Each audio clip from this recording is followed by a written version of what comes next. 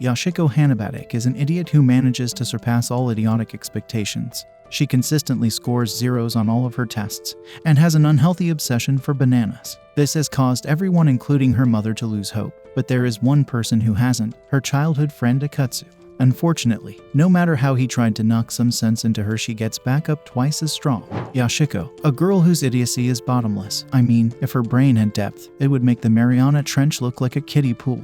She ran to Akatsu, her childhood friend, just to let him know that she got 0 in all her tests, even told her she was too dumb to survive in this world, to which she replied that if she was going to die, she would like to eat a banana one last time, for banana is her favorite fruit. He shows her his perfect scores and tells her to study or she won't be able to get a job. She didn't mind because she could then be a housewife, but who wants to marry someone whose head is as empty as a starfish? She told Akatsu that he didn't understand girls, which is why he was single. He gave her the meanest show Ryu can. Another school day, and Akatsu had to wake her up because she wouldn't wake up if it's someone else. Yoshiko was having bananas for breakfast. She ate with tears of joy. Her mother apologized to Akatsu for her stupidity, hoping that he was going out with her. He told her it was impossible because humans don't fall in love with monkeys, except Chichai and Bulma, of course. They got to school and met Sayaka. One of their classmates exchanged greetings. Yoshiko called her, but Sayaka said she was cuter. Yoshiko took it seriously and claimed to be the cutest in the world. Akatsu told Sayaka that she was cuter, which made her blush. Yoshiko thought he was hitting on her, which he, with an annoyed and angry look on his face, immediately denied. Yoshiko kept on insisting.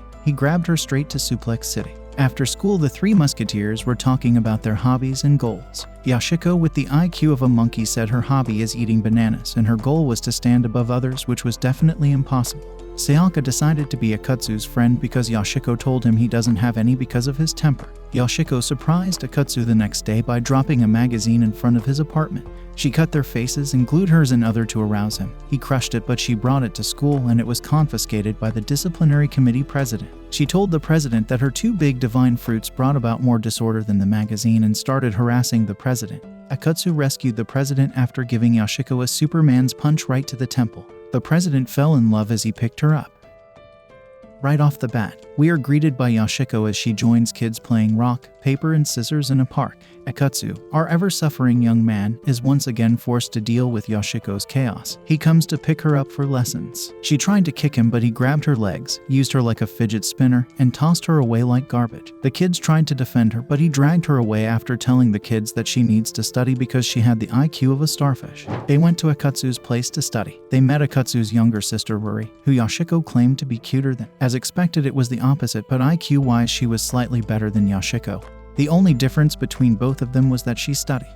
Yoshiko kept on making fun of her because Ruri didn't know her multiplication table. Yoshiko laughing at someone when it came to academics is something I never expected. Sakaya saw Ruri crying by a corner outside. Ruri asked her if she thought she was a failure. Sakaya said no and that she believed Ruri will get over her idiocy.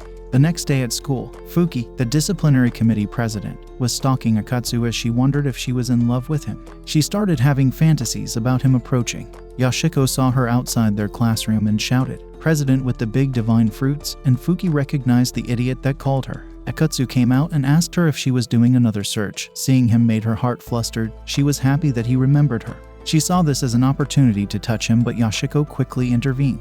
She noticed that Fuki was up to something. At least she's good for something. Fuki gave her a double hand chop to the neck. Yoshiko then grabbed her divine fruits and glanced over them. Fuki was in another dimension. She got back to her senses, jumped up and hit Yoshiko with a Rock Lee front lotus, which knocked Yoshiko out, leaving everything baffled. She immediately used her chance and tried to touch Akatsu, but his ultra instinct kicked in as he dodged all her attacks until he had his back against a locker. She tried to touch him, but once again, he swiftly dodged and she crashed into the locker. The three musketeers visit Yoshiko's house to study. Her mother, who shares a brain cell with her, was surprised to see Sayaka, who is normal looking, walking with them. She warned Yoshiko to be careful about hanging around with cute girls, if not Akatsu will be stolen. Yoshiko, still living in her delusional thought she was cuter than Sayaka, quickly warned Akatsu to keep his distance from Sayaka because the quiet ones that act matured are usually gold diggers. She was certain of it because she used to be one. Sakaya cut her short and told that she wasn't ready for relationships. Yoshiko's mother then asked her to prove it by showing her underwear unless she was actually after Akatsu. Yoshiko joined her as they tried to pin her down. Yoshiko tried raising Sayaka's skirt. She blocked it as if she had been watching Bruce Lee. Yoshiko's mother cuffed her to a table, which was the same she took her husband's first time. Akatsu stopped them by hitting Yoshiko with an uppercut straight out of Hajime no Ippo. Sakaya was against violence, so she agreed to show them her underwear. After seeing her underwear, Yoshiko's mother allowed her to be friends with Akatsu. Yoshiko went to the park to play tag with the kids, but then got attacked by a stray dog. She grabbed the dog as he bit her. She climbed the dog for was trying to ride it. She fell and the dog dragged around the park while chasing the kids. She tried to calm the dog down with a Sonya blade scissors split, but her panty got exposed, stopped her momentum, and the dog fell on. When the dog stopped attacking them, they found out that it was a stray dog, so Yoshiko agreed to take the dog and if the dog allowed her to ride him, and she rode him home. Yoshiko and Sayaka were shopping when Yoshiko saw some bananas that were domestically grown by a farmer called Sadu and went full banana geek mode. She wanted to thank him personally, so she got his location, grabbed Sakaya's hand, and started running. She was willing to run for 100 kilometers to say thank you for bananas, but couldn't study. Sayaka asked her to stop at a store because she was exhausted. She gave Yoshiko money to buy a drink, but she used to buy a teddy bear, came and told her that they were out of money. She found 1,000 yen, got back to the store, and she bought the smaller version of the first teddy bear. Sakaya then told her that she will run 100 meters. They got their destination and she thanked, hugged him, then went back home.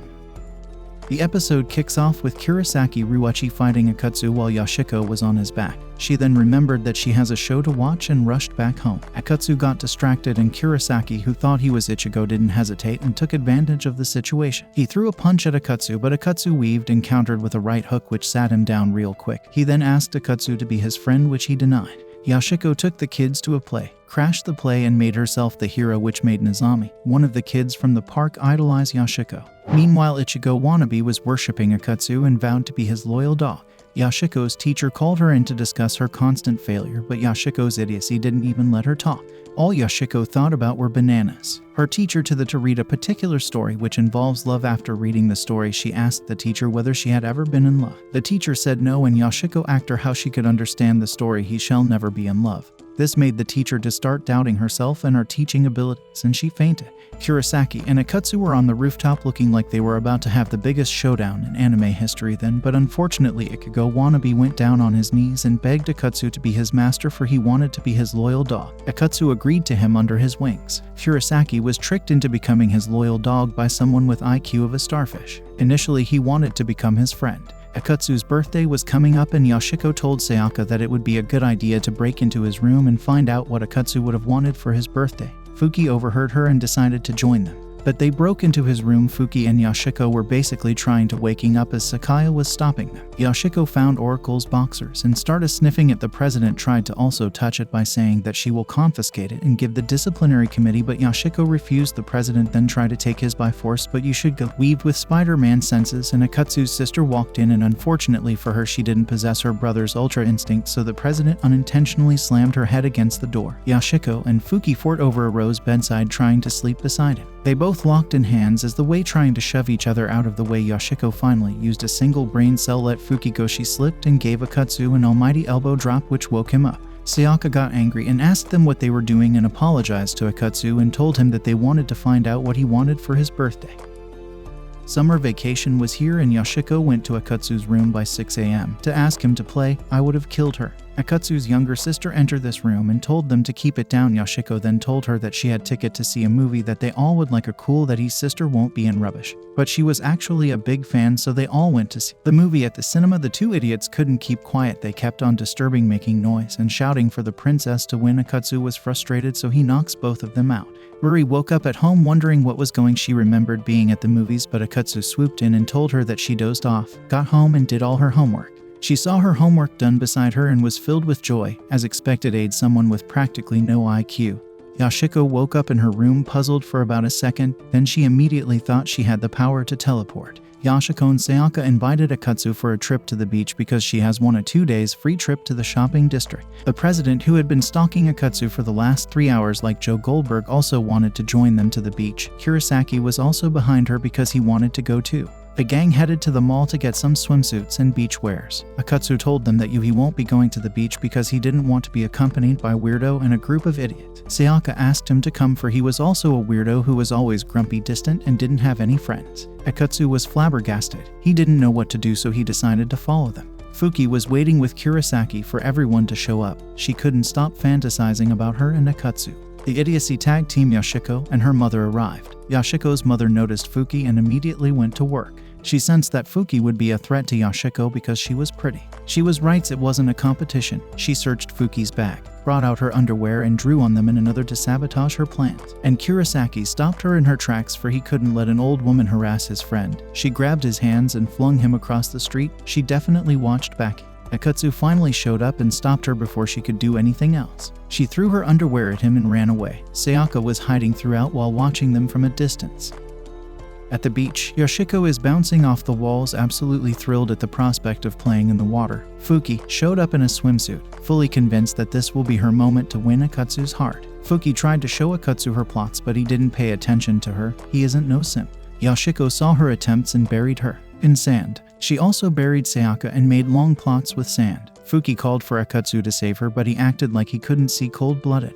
Yoshiko then made a silo out of the beach sand on Fuki's buried body. Akatsu got fed up with noise and stopped everything. They went back to the hot spring to relax. Yoshiko asked Akatsu to join them. He quickly said no. She then told the girls about how Akatsu and her used to bath together and how small his sausage was. Fuki was baffled and couldn't stop thinking about it. Yoshiko suggested Peeping to see his small sausage. Fuki then told her that it would be much bigger now because it gets bigger as boys mature. Yoshiko was more wager to see it, and she believed that it would make their love deeper. Fuki tried to stop her, but they ended up working together to peep. Immediately, Yoshiko showed her face, and Akatsu had already his observation hacky and hit through a mace at her face. Back home, Yoshiko went to visit her grandparents and left her dog with Akatsu. Akatsu then found out that the dog understands language better than Yoshiko. She does have bananas for brains. He watched a movie with the dog. They cried together and he showed the dog a paper with rating symbols and asked the dog to rate it. The dog gave the movie 10.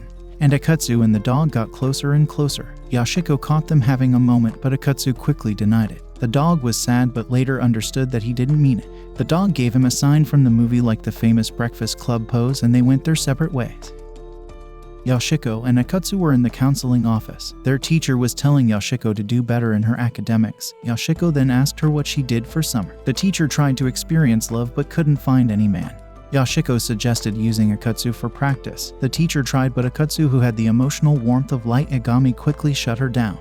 Yoshiko tried cheering the teacher up after school by cross-dressing. The teacher saw on her way down the stairs. Yoshiko introduced herself as Yoshio. She was still an idiot, although the teacher completely fell for it. She slipped on the stairs but got caught by Yoshio. Yoshio told her to be more confident in herself and she finds a man later in life. She tried to thank Yoshio by locking her lips with hers, but Yoshio stopped her. She should save it for the man she loves. Yoshiko, back to her normal self, was playing with Sayaka and a dog named Dog. When you think her stupidity can't get any higher, it can. Sayaka then told her to give the dog a proper name. But obviously Yoshiko couldn't do something so basic. Akatsu walked and told her to give him a proper name. She named him Car because he was big and could ride him. Akatsu hit her with a chop and decided to name the dog George. Yoshiko laughed at him for giving the dog an American name, so they asked the dog to choose. They both started calling out their suggested names to see who the dog would run to, but the dog ran away instead. Yoshiko was in her class where 3 other girls were talking. She told one of the girls that she could see her underwear. The girl realized that it was the stupid girl in the class that was talking and ignored her. Yoshiko, in her infinite wisdom and boldness, walked up to her and lifted her skirt up. The girl thought Yoshiko was trying to pick a fight, but her friends told her to just ignore her because she wasn't worth it. Girl then suggested going to study. Yoshiko immediately told them that the girl doesn't study and that they are similar in that aspect because she also gets zeros in her test. The girl cut her off and told her that they're not the same because she usually scored 10s and above. Yoshiko then told her, "You are an idiot too." That is crazy coming from Yoshiko. The 3 girls walked away, but she followed them. They increased their walking pace and she started chasing them, thinking that they were playing hide and seek. One girl then told Yoshiko to teach them how to play.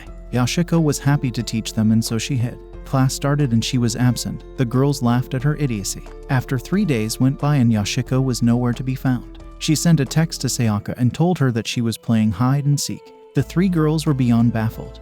They quickly rushed out to find her before she dies of hunger, and they searched the whole school but couldn't find her. After they regrouped, one of the girls saw in the drainage hiding. She popped out still full of energy and asked who was next. Her energy can be used to power a city. It was also Ruri's birthday, so the gang gathered at Akatsu's house and handed out gifts. Akatsu gave a book titled How to Get Through Life Without a Degree. She ran to her room in tears and locked the door. Akatsu asked her what she wanted and she told him a better brother, leaving him completely paralyzed. Yashiko was pestering the 3 girls because she wanted to play. One of the girls with pink hair told her to stay away, but how could she? Yashiko saw her texting and asked her if she had a boyfriend. Pink hair told her that it was none of her business. Yashiko told her that she could smell the fact that she was single. Pink hair told her to stop pestering her and ask one of the other girls with black hair. She then asked black hair if she had a boyfriend and how long they've been together. Black hair told her that they've been dating for 3 months and that he asked her out. Yashiko asked for more details even though her friends didn't know much about her relationship, so they sat down and black hair told them everything. They found out that she hadn't even told her boyfriend that she liked him because it was embarrassing. They all felt bad for the boyfriend. Yashiko then forced to express her feelings for him over the phone. Black hair took the phone and ran to a corner of the school, expressed her feelings, and ended the call immediately. Yashiko and black hair's 2 other friends were listening the whole time. Yashiko was happy for her. Yashiko joined the kids from the park as they were shopping for a field trip. She told them to be careful and not to buy expensive things but to buy cheap but long-lasting things, which is actually incredible coming from someone like her. They had a 300 yen budget, and as soon as they entered the shop, they saw a 300 yen chocolate box. Yashiko immediately tried to get the chocolate but didn't have enough money. 2 of the kids from the park bought the cheap and long-lasting things. Nozami, however, bought the 300 yen chocolate and shared it with all of them. Fuki was back to stalking Akatsu in school, fantasizing about getting old with him. Sayaka saw and took her to the rooftop. She told Fuki to stop stalking him. Fuki used the same dumb excuse and told her that she was making sure that he doesn't violate school conduct. Sayaka told her that everyone can see that she likes him and should try to act calm and collected like Akatsu so he might notice her because he saw Fuki as a crazed maniac.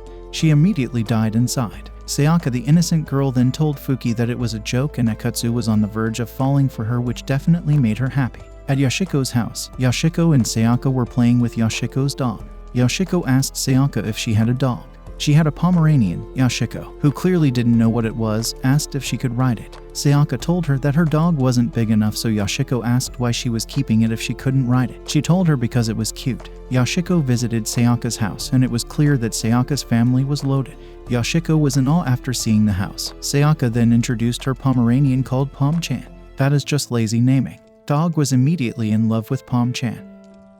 The cultural festival was here and the homeroom teacher asked for the students to volunteer as committed members, and of course our MC with Banana for Brains volunteered even though she didn't know what a committee was. Pink hair told her to sit this one out or else the cultural festival would be destroyed. Akatsu wanted it to be lesson for Yashiko to experience failure due to her idiocy. Pink hair had been waiting for cultural festival for a while, so she wanted to see it through. Akatsu, the one-line savage, told her that all she does is talk in class without studying, so what gave her the right to enjoy the cultural festival? He left her speechless. Pink and her friends started laughing about his loneliness. Yashiko then told them he has her, which made them laugh even more. Akatsu's temper got the best of him. He called Pink hair ugly. He asked her if she ever thought that she was pretty. She said no, so he told her that she's ugly, which made her cry. The whole class turned against him. Yashiko and Amura became the committee leaders. They started working on the decorations for the event until they realized that they were behind schedule. Yashiko brought up the idea of working all night, and so they hid and came out at night. Yashiko brought cards, flashlights, and a video game console to play. Amura didn't find it a bad idea to play and explore the school.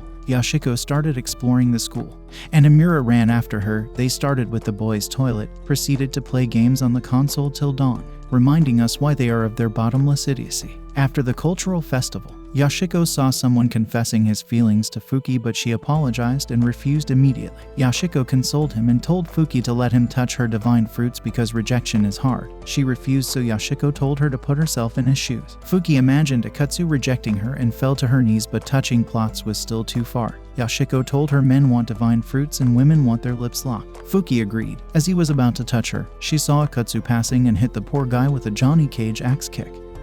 Amura wanted to pierce her ears but was too scared to go through with it. She believed that I was the only way for her to get a man because all her friends had, so this was the only way for her. Yashiko helped her by holding her hand. She pierced her ear, then suddenly hit Yashiko with a Naruto Chunin exam uppercut. Yashiko went for a walk with Dog, more like a ride. They reached the highway and beat a power bike in a drag race. Dog was drifting like Takumi Fujiwara.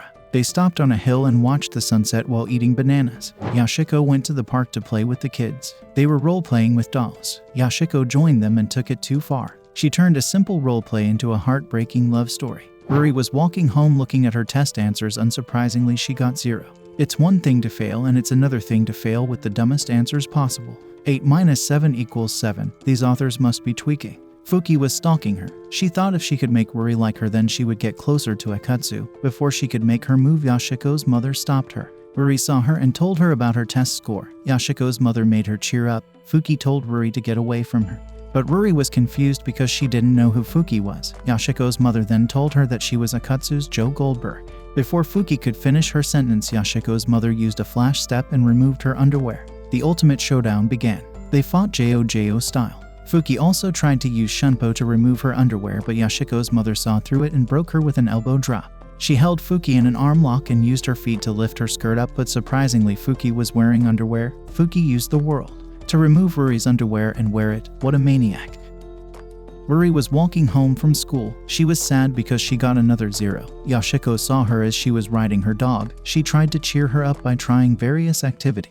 Ruri was terrible at all of them, but she didn't give up on learning how to ride a bicycle. She told Yashiko to hold the bicycle as she pedals, but Yashiko got distracted by a dragonfly and Ruri fell off the bicycle. She tried again after taping Yashiko's hands to the bike, but the idiot once again got distracted by a dragonfly.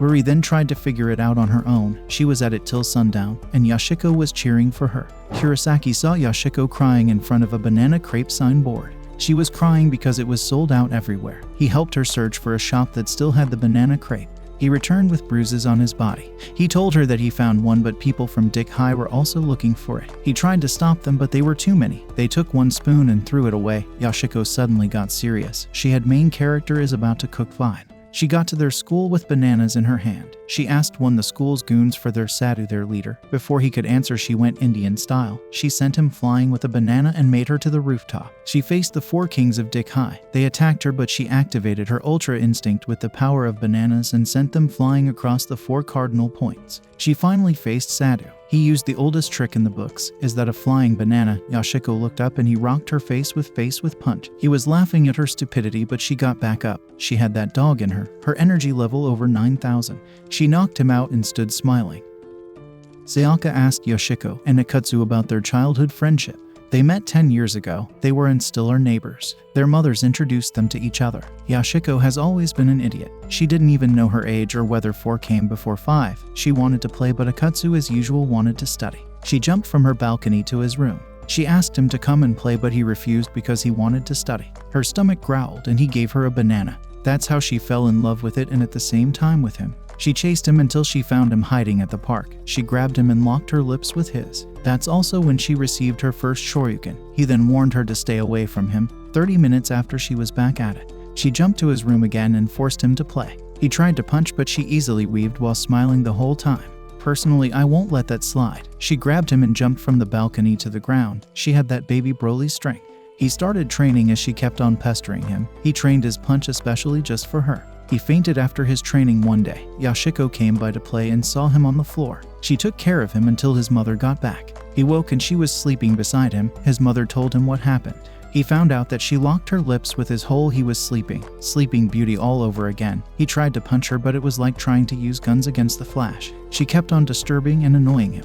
Then one day he saw that his grades had dropped. He couldn't take it anymore and had to do something about it. He asked for the type of guys she wouldn't go near. She couldn't go near perverts because it was natural for girls to no go near them. He smiled and lifted her skirt up. She screamed and he kept on trying to do it until she started crying. He felt bad because he went too far. She then apologized because it's only natural for him to become intimate with a cute girl he plays with all the time. Akatsu was speechless. I was too. She told him that she wasn't ready, so she took off her underwear and forced it on his head. Back to the present. Akatsu expresses his hatred for her from 10 years ago. She showed him her underwear and told him that it's the same from 5 years ago. He dropped his bag, charged his Yajan Ken and punched her so hard she reached the sky.